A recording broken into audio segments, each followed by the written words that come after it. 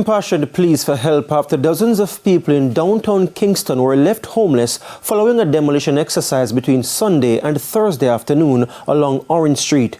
Residents told TVJ News that desperation forced them to squat for the past 4 years, but now they have nowhere to go. Kelisha Williams has that story. Against the backdrop of a bulldozer, cries for help.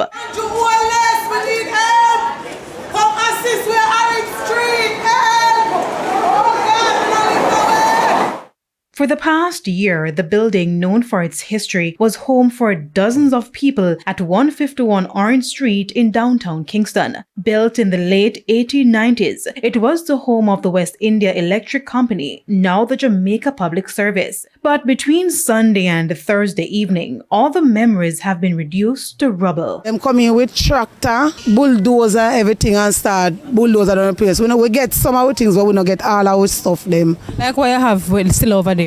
Like my fridge gone, and one of my girlfriend fridge, somebody take it because when we take out the things them, you have squatters, other people taking away the things them, like cokehead and so, I take out the things them, so we take out them and take away. Residents told TVJ News that the owners of the property gave them notice on May 27 to leave the premises by the end of May. However, they explained that it was hard for the dozens of families who have converted different sections of the building into makeshift homes to find somewhere else to live. Some of them even started their own business here. The man them did have the contract with JPS. And that's what him did live, but him dead out. Him say, brother, you are going just build a little shop yourself.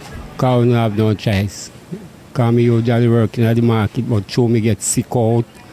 I say, all right, that little money I can't turn over something for me. And I go and live because I kind of have some cancer and I have to buy the pill them and them dear.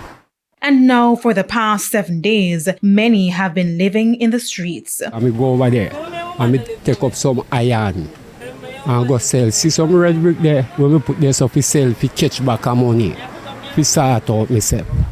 Now, it's the second time in over 4 years that some of the residents have been forced off squatter settlements. They were living on the other side of the street before that building was sold. Understanding that they have no claim to this property, they said desperation forced them here. Remember, so we have picnic for feed and something, you know, and them look weird. So they're just hand to mouth. So we sell, and so we have to go back and market and we have to eat food. And I like say we are earning a big bag of money. If we say we can put on some aside so as housing trust or anything. We know say I have a lifetime thing over there, you know, but we just there go and live. Cause before the 4 year, it put on them more than 20 a year. So now that we go on it, why when we go on it now, them come evacuate we? We tried to get a comment from the operators of the property who were carrying out the demolition exercise, but they declined to comment. Kelisha Williams, TVJ News.